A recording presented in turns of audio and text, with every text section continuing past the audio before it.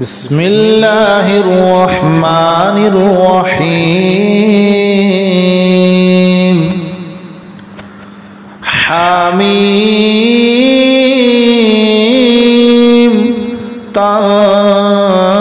تنزيل الكتاب من الله العزيز الحكيم ما خلقنا السماوات والأرض وما بينهما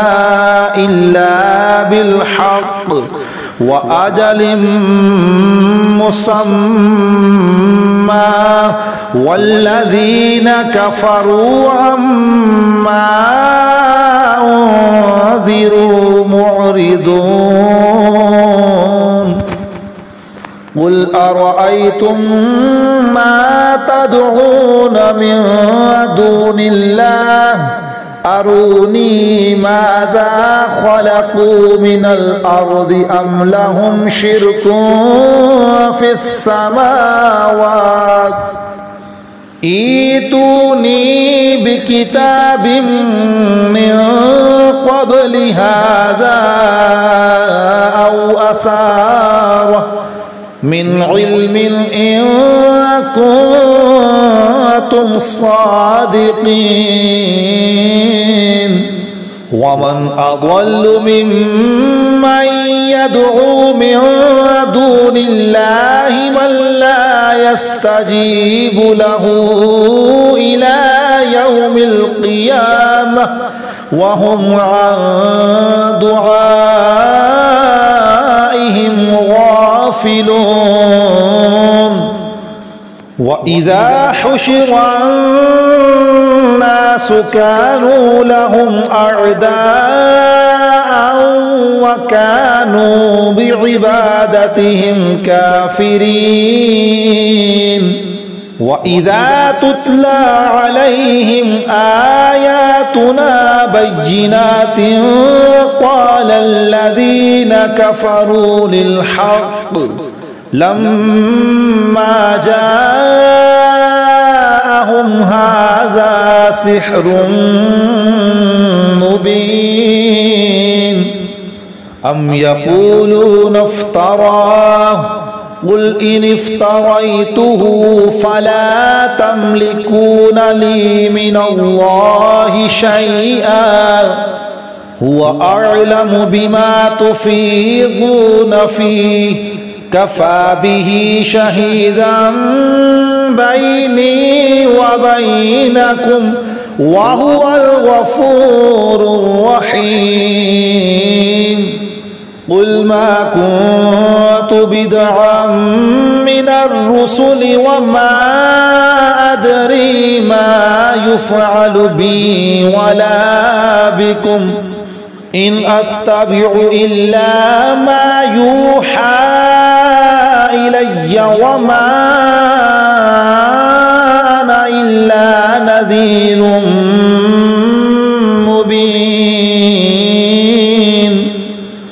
قل أرأيتم إن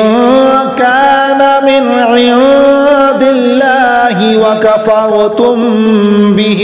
وشهد شاهد من بني إسرائيل على مثله فآمن واستكبرتم إن الله لا يهدي القوم الظالمين وقال الذين كفروا للذين آمنوا لو كانوا وقال الذين كفروا للذين آمنوا لو كان خيرا ما سبقونا إليه وإذ لم يهتدوا به فسيقولون هذا إفك قديم ومن قبله كتاب موسى إماما ورحمة وهذا كتاب مصدق لسانا عربيا لينذر الذين ظلموا وبشرى للمحسنين إن الذين قالوا ربنا الله ثم استقاموا فلا خوف عليهم ولا هم يحزنون أولئك أصحاب الجنة خالدين فيها جزاء بما كانوا يعملون ووصينا الإنسان بوالديه إحسانا حملته أمه كرها ووضعته كرها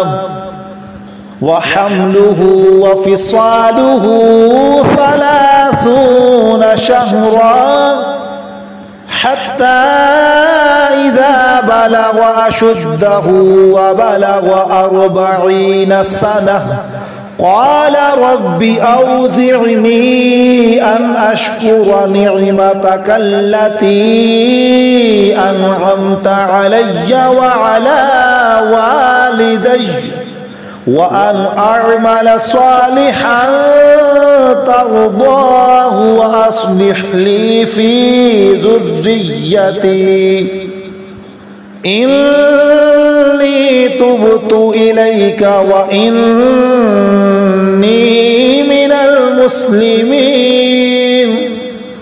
أولئك الذين نتقبل عنهم أحسن ما عملوا ونتجاوز عن سيئاتهم في أصحاب الجنة وعد الصدق الذي كانوا يوعدون والذي قال لوالديه أف لكما أتعدانني أن أخرج وقد خلت القرون من قبلي وهما يستغيثان الله ويلك آمن إن وعد الله حق فيقول ما هذا إلا أساطير الأولين أولئك الذين حق عليهم القول في قد خلت من قبلهم من الجن والإنس إنهم كانوا خاسرين ولكل درجات مما عملوا وليوفيهم أعمالهم وهم لا يظلمون ويوم يعرض الذين كفروا على النار أذهبتم طيباتكم في حياتكم الدنيا واستمتعتم بها فاليوم تجزون عذاب الهون بما كنتم تستكبرون في الأرض بغير الحق وبما كنتم تفسقون واذكر أخا عاد إذ أنذر قومه بالأحقاف وقد خلت النذر من بين يديه ومن خلفه ألا تعبدوا إلا الله إني أخاف عليكم عذاب يوم عظيم قالوا أجئتنا لتأفكنا عن آلهتنا فأتنا بما تعدنا إن كنت من الصادقين قال إنما العلم عند الله وأبلغكم ما أرسلت به ولكني أراكم قوما تجهلون فلما رأوه عارضا مستقبل أوديتهم قالوا هذا عارض ممطرنا بل هو ما استعجلتم به ريح فيها عذاب أليم تدمر كل شيء بأمر ربها فأصبحوا لا يرى إلا مساكنهم كذلك نجزي القوم المجرمين ولقد مكناهم في ماء مكناكم فيه وجعلنا لهم سمعا وأبصارا وأفئدة فما أغنى عنهم سمعهم ولا أبصارهم ولا أفئدتهم من شيء إذ كانوا يجحدون بآيات الله وحاق بهم ما كانوا به يستهزئون ولقد أهلكنا ما حولكم من القرى وصرفنا الآيات لعلهم يرجعون فلولا نصرهم الذين اتخذوا من دون الله قربانا آلهة بل ضلوا عنهم وذلك إفكهم وما كانوا يفترون وإذ صرفنا إليك نفرا من الجن يستمعون القرآن فلما حضروه قالوا أنصتوا فلما قضي ولوا إلى قومهم منذرين قالوا يا قومنا إنا سمعنا كتابا أنزل من بعد موسى مصدقا لما بين يديه يهدي إلى الحق وإلى طريق مستقيم يا قومنا أجيبوا داعي الله وآمنوا به يغفر لكم من ذنوبكم ويجركم من عذاب أليم ومن لا يجب داعي الله فليس بمعجز في الأرض وليس له من دونه أولياء أولئك في ضلال مبين أولم يروا أن الله الذي خلق السماوات والأرض ولم يعي بخلقهن بقادر على أن يحيي الموتى بلى إنه على كل شيء قدير ويوم يعرض الذين كفروا على النار أليس هذا بالحق قالوا بلى وربنا قال فذوقوا العذاب بما كنتم تكفرون فاصبر كما صبر أولو العزم من الرسل ولا تستعجل لهم كأنهم يوم يرون ما يوعدون لم يلبثوا إلا ساعة من نهار بلاغ فهل يهلك إلا القوم الفاسقون. بسم الله الرحمن الرحيم. الذين كفروا وصدوا عن سبيل الله أضل أعمالهم والذين آمنوا وعملوا الصالحات وآمنوا بما نزل على محمد وهو الحق من ربهم كفر عنهم سيئاتهم وأصلح بالهم ذلك بأن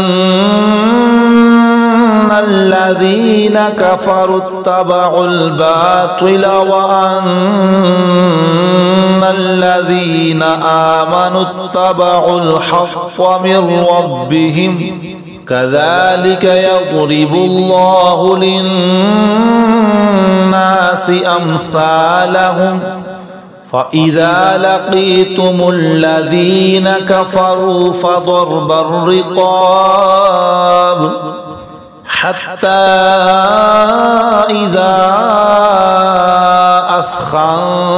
أثخنتموهم فشدوا الوثاق فإما منا بعد وإما فداء حتى تضع الحرب أوزارها ذلك ولو يشاء الله لانتصر منهم ولكن ليبلو بعضكم ببعض والذين قتلوا في سبيل الله فلن يضل أعمالهم سيهديهم ويصلح بالهم ويدخلهم الجنة عرفها لهم يا أيها الذين آمنوا إن تنصروا الله ينصركم ويثبت أقدامكم والذين كفروا فتعسا لهم وأضل أعمالهم ذلك بأنهم كرهوا ما أنزل الله فأحبط أعمالهم أفلم يسيروا في الأرض فينظروا كيف كان عاقبة الذين من قبلهم دمر الله عليهم وللكافرين أمثالها ذلك بأن الله مولى الذين آمنوا وأن الكافرين لا مولى لهم إن الله يدخل الذين آمنوا وعملوا الصالحات جنات تجري من تحتها الأنهار والذين كفروا يتمتعون ويأكلون كما تأكل الأنعام والنار مثوى لهم وكأي من قرية هي أشد قوة من قريتك التي أخرجت أهلكناهم فلا ناصر لهم أفمن كان على بينة من ربه كمن زين له سوء عمله واتبعوا أهواءهم مثل الجنة التي وعد المتقون فيها أنهار من ماء غير آسٍ وأنهار من لبن لم يتغير طعمه وأنهار من خمر لذة للشاربين وأنهار من عسل مصفى ولهم فيها من كل الثمرات ومغفرة من ربهم كمن هو خالد في النار وسقوا ماء حميما فقطع أمعاءهم ومنهم من يستمع إليك حتى إذا خرجوا من عندك قالوا للذين أوتوا العلم ماذا قال آنفا أولئك الذين طبع الله على قلوبهم واتبعوا أهواءهم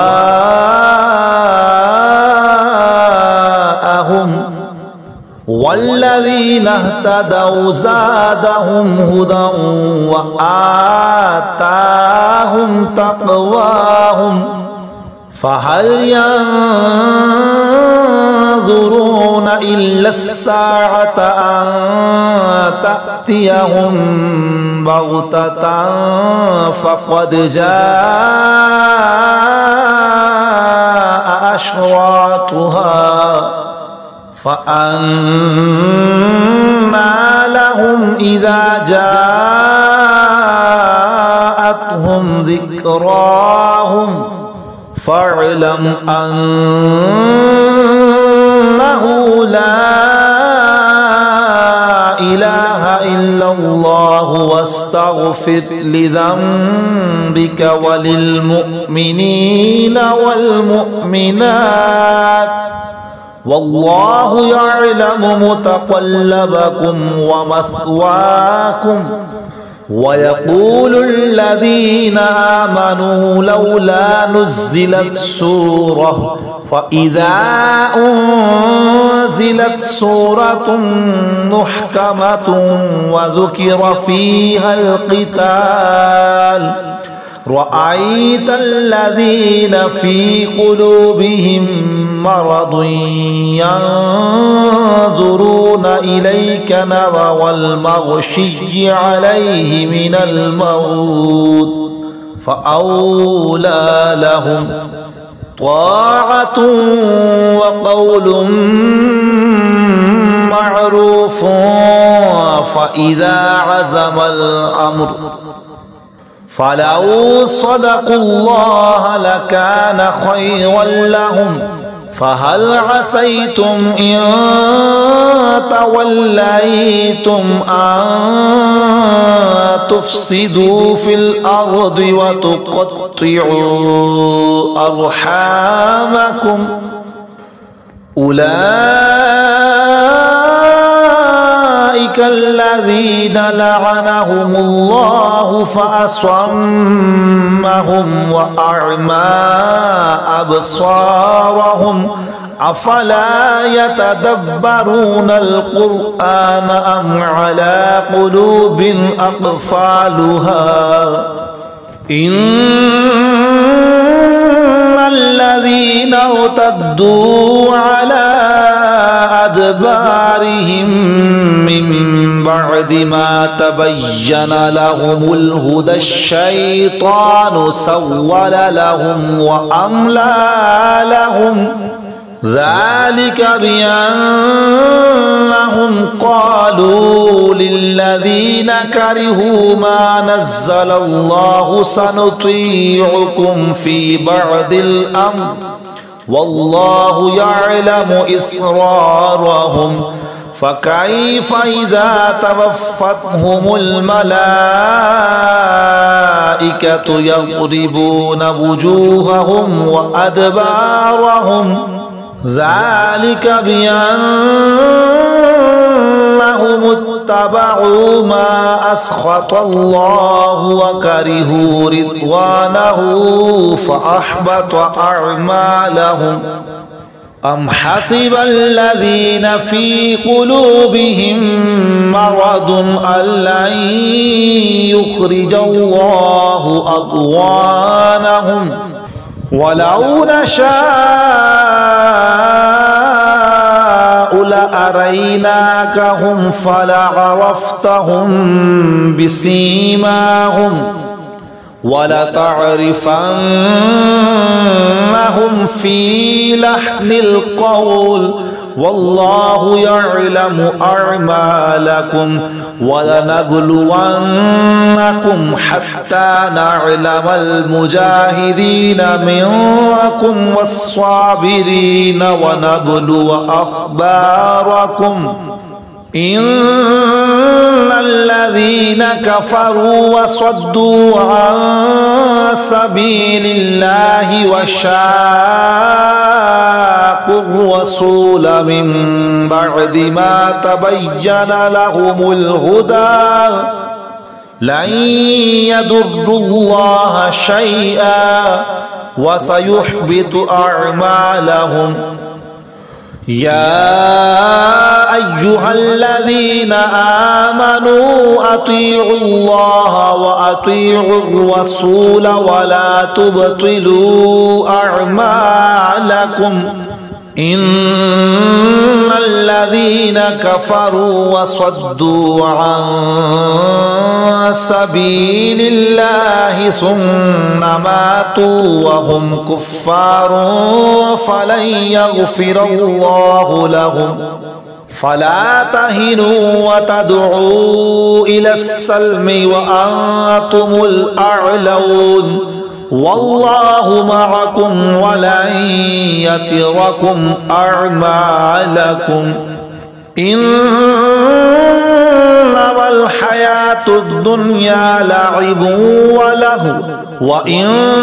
تؤمنوا وتتقوا يؤتكم أجوركم ولا يسألكم أموالكم إن يسألكموها فيحفكم تبخلوا ويخرج أضغانكم ها أنتم هؤلاء تدعون لتنفقوا في سبيل الله فمنكم من يبخل ومن يبخل فإنما يبخل عن نفسه والله الغني وأنتم الفقراء وإن تتولوا يستبدل قوما غيركم ثم لا يكونوا أمثالكم بسم الله الرحمن الرحيم إنا فتحنا لك فتحا مبينا ليغفر لك الله ما تقدم من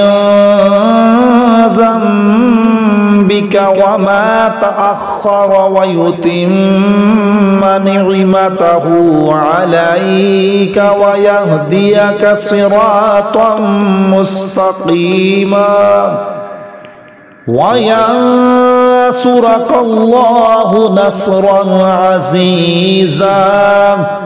هو الذي أنزل السكينة في قلوب المؤمنين ليزدادوا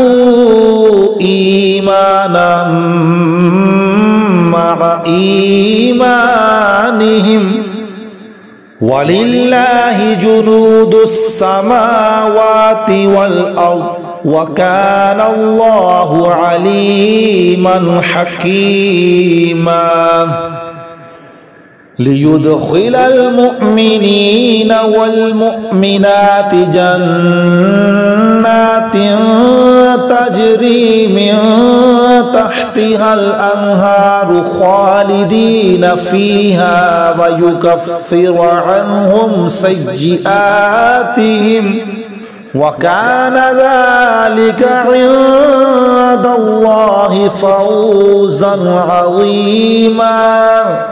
ويعذب المنافقين والمنافقات والمشركين والمشركات الظانين بالله ظن السوء عليهم دائرة السوء وغضب الله عليهم ولعنهم وأعد لهم جهنم وساءت مصيرا ولله جنود السماوات والأرض وكان الله عزيزا حكيما إنا أرسلناك شاهدا ومبشرا ونذيرا لتؤمنوا بالله ورسوله وتعزروه وتوقروه وتسبحوه بكرة وأصيلا إن الذين يبايعونك إنما يبايعون الله يد الله فوق أيديهم فمن نكث فإنما ينكث على نفسه ومن أوفى بما عاهد عليه الله فسيؤتيه أجرا عظيما سيقول لك المخلفون من الأعراب شغلتنا أموالنا وأهلنا فاستغفر لنا يقولون بألسنتهم ما ليس في قلوبهم قل فمن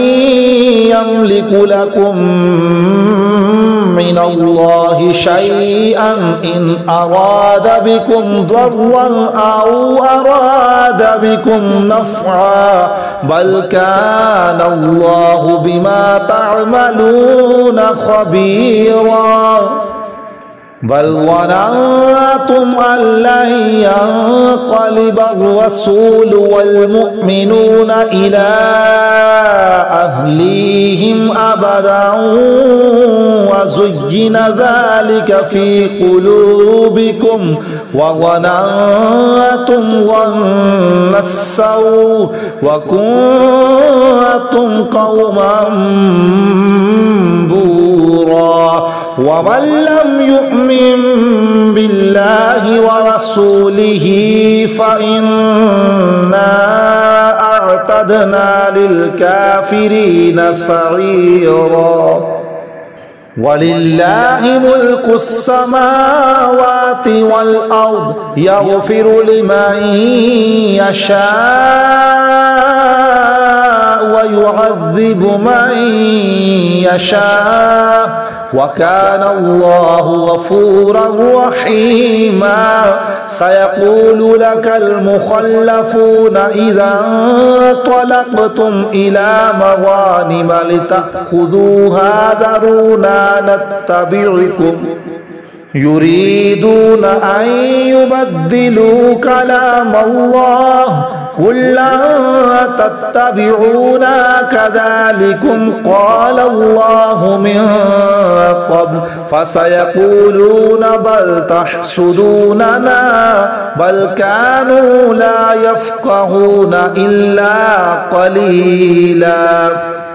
قل للمخلفين من الأعراب ستدعون إلى قوم أولي بأس شديد تقاتلونهم أو يسلمون فإن تطيعوا يؤتكم الله أجرا حسنا وإن تتولوا كما توليتم من قبل يعذبكم عذابا أليما. ليس على الأعمى حرج ولا على الأعرج حرج ولا على المريض حرج ومن يطع الله ورسوله يدخله جنات تجري من تحتها الأنهار ومن يتولى يعذبه عذابا أليما. لقد رضي الله عن المؤمنين إذ يبايعونك تحت الشجرة فعلم ما في قلوبهم فأنزل السكينة عليهم وأثابهم فتحا قريبا ومغانم كثيرة يأخذونها وكان الله عزيزا حكيما. وعدكم الله مغانم كثيرة تأخذونها فعجل لكم هذه وكف أيدي الناس عنكم ولتكون آية للمؤمنين ويهديكم صراطا مستقيما. وأخرى لم تقدروا عليها قد أحاط الله بها وكان الله على كل شيء قديرا. ولو قاتلكم الذين كفروا لولوا الأدبار ثم لا يجدون وليا ولا نصيرا. سنة الله التي قد خلت من قبل ولن تجد لسنة الله تبديلا. وهو الذي كف أيديهم عنكم وأيديكم عنهم ببطن مكة من بعد أن أغفر عليهم وكان الله بما تعملون بصيرا. هم الذين كفروا وصدوكم عن المسجد الحرام والهدي معكوفا أن يبلغ محله ولولا رجال مؤمنون ونساء مؤمنات لم تعلموهم أن تطؤوهم فتصيبكم منهم معرة بغير علم ليدخل الله في رحمته من يشاء لو تزيلوا لعذبنا الذين كفروا منهم عذابا أليما إذ جعل الذين كفروا في قلوبهم الحمية حمية الجاهلية فأنزل الله سكينته على رسوله وعلى المؤمنين وألزمهم كلمة التقوى وكانوا أحق بها وأهلها وكان الله بكل شيء عليما لقد صدق الله رسوله الرؤيا بالحق لتدخلن المسجد الحرام إن شاء الله آمنين محلقين رؤوسكم ومقصرين لا تخافون فعلم ما لم تعلموا فجعل من دون ذلك فتحا قريبا هو الذي أرسل رسوله بالهدى ودين الحق ليظهره على الدين كله وكفى بالله شهيدا محمد رسول الله والذين معه أشداء على الكفار رحماء بينهم تراهم ركعا سجدا يبتغون فضلا من الله ورضوانا سيماهم في وجوههم من أثر السجود ذلك مثلهم في التوراة ومثلهم في الإنجيل كزرع أخرج شطأه فآزره فاستغلظ فاستوى على سوقه يعجب الزراع ليغيظ بهم الكفار وعد الله الذين آمنوا وعملوا الصالحات منهم مغفرة وأجرا عظيما بسم الله الرحمن الرحيم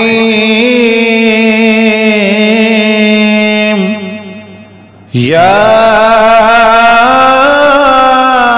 أيها الذين آمنوا لا تقدموا بين يدي الله ورسوله واتقوا الله إن الله سميع عليم يا أيها الذين آمنوا لا ترفعوا أصواتكم فوق صوت النبي ولا تجهروا له بالقول كجهر بعضكم لبعض أن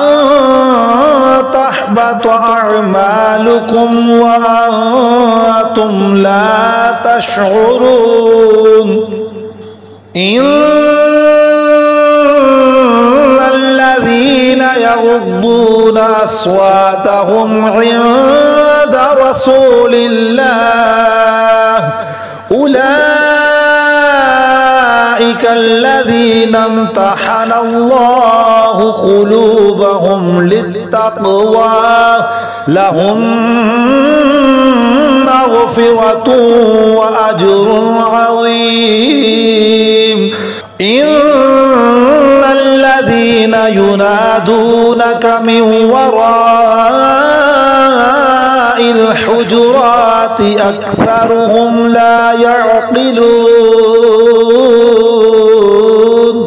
ولو أنهم صبروا حتى تخرج إليهم لكان خيرا لهم والله غفور رحيم يا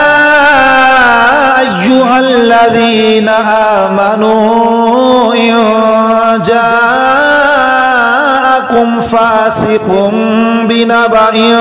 فتبينوا أن تصيبوا قوما بجهالة فتصبحوا على ما فعلتم نادمين واعلموا أن فيكم رسول الله لو يطيعكم في كثير من الأمر لعنتم ولكن الله حبب إليكم الإيمان وزينه في قلوبكم وكره إليكم الكفر والفسوق والعصيان أولئك هم الراشدون فضلا من الله ونعمه والله عليم حكيم وإن طائفتان من المؤمنين اقتتلوا فأصلحوا بينهما فإن بغت إحداهما على الأخرى فقاتلوا التي تبغي حتى تفيء إلى أمر الله فإن فاءت فأصلحوا بينهما بالعدل وأقسطوا إن الله يحب المقسطين إنما المؤمنون إخوة فأصلحوا بين أخويكم واتقوا الله لعلكم ترحمون يا أيها الذين آمنوا لا يسخر قوم من قوم عسى أن يكونوا خيرا منهم ولا نساء من نساء عسى أن يكن خيرا منهم ولا تلمزوا أنفسكم ولا تنابزوا بالألقاب بئس الاسم الفسوق بعد الإيمان ومن لم يتب فأولئك هم الظالمون يا أيها الذين آمنوا اجتنبوا كثيرا من الظن إن بعد الظن إثم ولا تجسسوا ولا يغتب بعضكم بعضا أيحب أحدكم أن يأكل لحم أخيه ميتا فكرهتموه واتقوا الله إن الله تواب رحيم يا أيها الناس إنا خلقناكم من ذكر وأنثى وجعلناكم شعوبا وقبائل لتعارفوا إن أكرمكم عند الله أتقاكم إن الله عليم خبير قالت الأعراب آمنا قل لم تؤمنوا ولكن قولوا أسلمنا ولما يدخل الإيمان في قلوبكم وإن تطيعوا الله ورسوله لا يلتكم من أعمالكم شيئا إن الله غفور رحيم إنما المؤمنون الذين آمنوا بالله ورسوله ثم لم يرتابوا وجاهدوا بأموالهم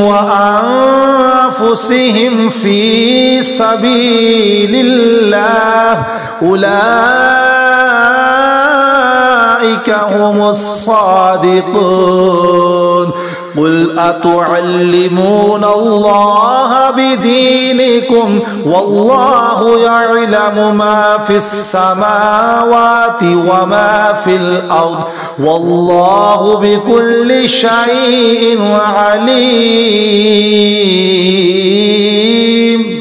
يمنون عليك أن أسلموا قل لا تمنوا علي إسلامكم بل الله يمن عليكم أن هداكم للإيمان إن كنتم صادقين إن الله يعلم غيب السماوات والأرض والله بصير بما تعملون بسم الله الرحمن الرحيم قاف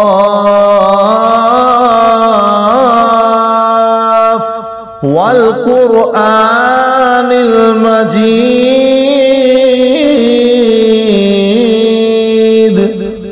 بل عجبوا أن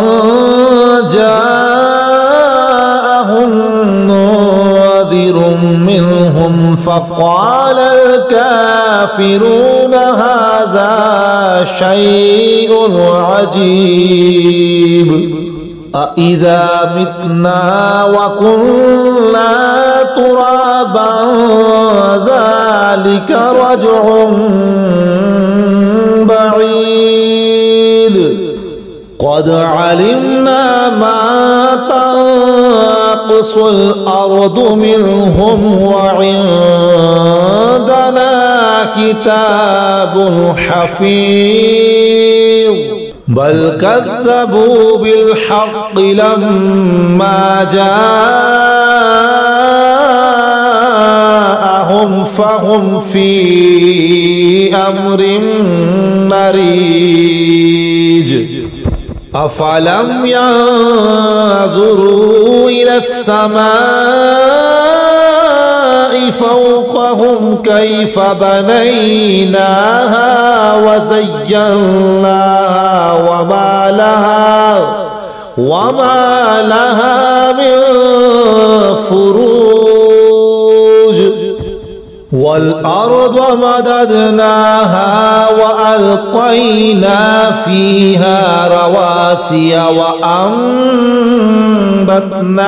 فيها من كل زوج بهيج تبصرة وذكرى لكل عبد منيب ونزلنا من السماء ماء مباركا فأنبتنا به جنات وحب الحصيد والنخل باسقات لها طلع نضيد رزقا للعباد وأحيينا به بلدة ميتا كذلك الخروج كذبت قبلهم قوم نوح وأصحاب الرس وثمود وعاد وفرعون وإخوان لوط وأصحاب الأيكة وقوم تبع كل كذب الرسل فحق وعيد أفعينا بالخلق الأول بل هم في لبس من خلق جديد ولقد خلقنا الإنسان ونعلم ما توسوس به نفسه ونحن أقرب إليه من حبل الوريد إذ يتلقى المتلقيان عن اليمين وعن الشمال قعيد ما يلفظ من قول إلا لديه رقيب عتيد وجاء سكرة الموت بالحق ذلك ما كنت منه تحيد ونفخ في الصور ذلك يوم الوعيد وجاءت كل نفس معها سائق وشهيد لقد كنت في غفلة من هذا فكشفنا عنك غطاءك فبصرك اليوم حديد وقال قرينه هذا ما لدي عتيد ألقيا في جهنم كل كفار عنيد مناع للخير معتد مريب الذي جعل مع الله إلها آخر فألقياه في العذاب الشديد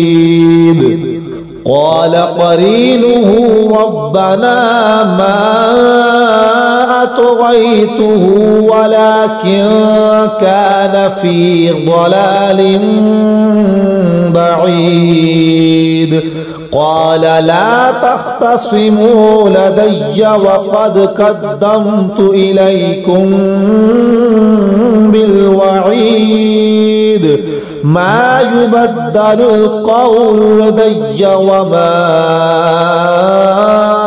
أنا بظلام للعبيد يوم نقول لجهنم هل امتلأت وتقول هل من مزيد وأزلفت الجنة للمتقين غير بعيد هذا ما توعدون لكل أواب حفيظ من خشي الرحمن بالغيب وجاء بقلب منيب ادخلوها بسلام ذلك يوم الخلود لهم ما يشاءون يشاءون فيها ولدينا مزيد وكم أهلكنا قبلهم من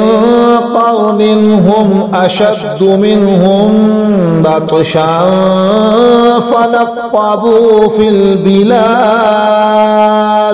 هل من محيص إن في ذلك لذكرى لمن كان له قلب أو ألقى السمع وهو شهيد ولقد خلقنا السماوات والأرض وما بينهما في 6 أيام وما مسنا من لغوب فاصبر على ما يقولون وسبح بحمد ربك قبل طلوع الشمس وقبل الغروب ومن الليل فسبح وأدبار السجود واستمع يوم ينادي المناد من مكان قريب يوم يسمعون الصيحة بالحق ذلك يوم الخروج إنا نحن نحيي ونميت وإلينا المصير يوم تشقق الأرض عنهم سراعا ذلك حشر علينا يسير نحن أعلم بما يقولون وما أنت عليهم بجبار فذكر بالقرآن من يخاف وعيد بسم الله الرحمن الرحيم والذاريات ذروا فالحاملات وقرا فالجاريات يسرا فالمقسمات أمرا إنما توعدون لصادق وإن الدين لواقع والسماء ذات الحبك إنكم لفي قول مختلف يؤفك عنه من أفك قتل الخراصون الذين هم في غمرة ساهون يسألون أيان يوم الدين يوم هم على النار يفتنون ذوقوا فتنتكم هذا الذي كنتم به تستعجلون إن المتقين في جنات وعيون آخذين ما آتاهم ربهم إنهم كانوا قبل ذلك محسنين كانوا قليلا من الليل ما يهجعون وبالأسحار هم يستغفرون وفي أموالهم حق للسائل والمحروم وفي الأرض آيات للموقنين وفي أنفسكم أفلا تبصرون وفي السماء رزقكم وما توعدون فورب السماء والأرض إنه لحق مثل ما أنكم تنطقون هل أتاك حديث ضيف إبراهيم المكرمين إذ دخلوا عليه فقالوا سلاما قال سلام قوم منكرون فراغ إلى أهله فجاء بعجل سمين فقربه إليهم قال ألا تأكلون فأوجس منهم خيفة قالوا لا تخف وبشروه بغلام عليم فأقبلت امرأته في صرة فصكت وجهها وقالت عجوز عقيم قالوا كذلك قال ربك إنه هو الحكيم العليم